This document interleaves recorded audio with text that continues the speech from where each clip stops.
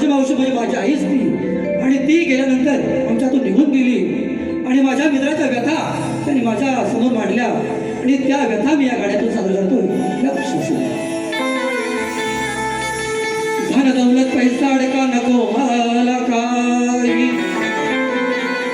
दोन वेळ पुरेल पोटाला इतकेच मला तू दे. गडगंज श्रीमंतीची मला मोठी हाव नाही. माझा मित्र म्हणतोय, मित्रा अरे खरी संपत्ती आहे माझे बाबा आई.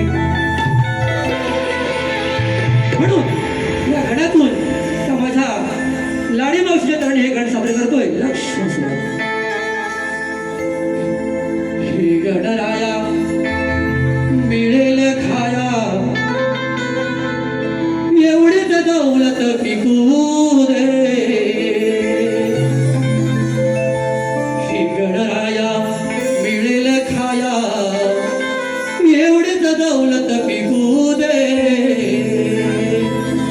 पण आई बाप नावाची संपत्ती माझी कायम टिकू दे.